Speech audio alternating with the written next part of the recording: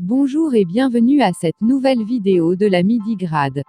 Les religieux, pour la plupart, sont convaincus qu'ils sont sauvés individuellement, raison pour laquelle ils parlent très souvent de salut individuel et personnel. D'après eux, c'est le respect des ordonnances et des commandements de la loi de Moïse, qui garantit l'accession au paradis.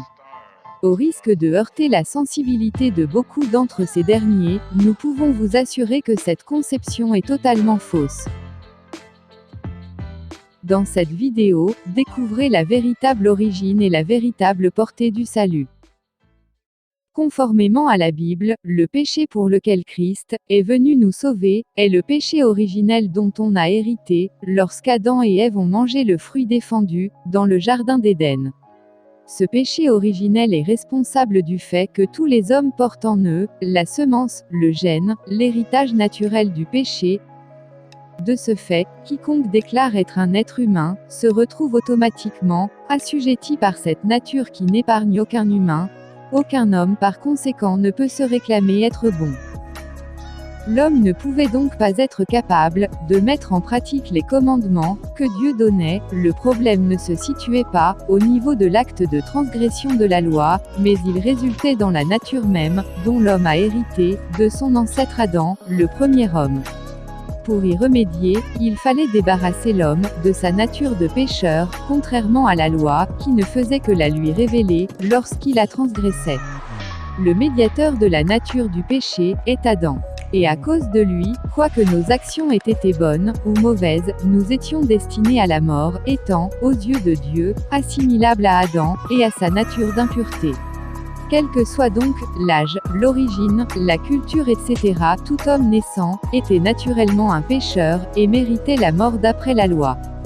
D'où vient le salut, et d'où vient-il, qu'il soit collectif et non individuel?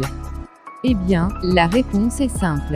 Jésus-Christ est venu sur la terre pour nous délivrer de la nature du péché qui condamnait tout homme.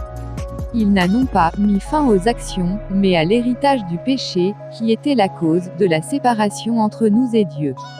Voilà pourquoi il a ôté la constance du péché dans le monde, et il a ramené toute l'humanité, de la famille d'Adam à la famille de Dieu, dont Christ est le premier-né. Il a détruit la nature adamique et son information génétique à la croix, et nous a transmis le gène de la divinité de Dieu. Alors, notre salut est-il individuel? Non, notre salut est le salut de Christ que nous partageons tous. Nous avons reçu sa nature divine à la croix, et nous la portons pour toujours, et de manière parfaite, totale et irréversible. Ce n'est pas en respectant la loi qu'on obtient ce salut, mais en croyant à ce salut que Christ nous a accordé à tout à la croix. Nous vous remercions d'avoir regardé cette vidéo.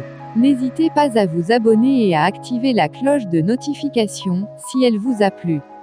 Si jamais vous avez des questions, laissez-les en commentaire et nous y répondrons ultérieurement. À bientôt pour une nouvelle vidéo de Midi Grade, la mission de la dispensation de la grâce de Dieu.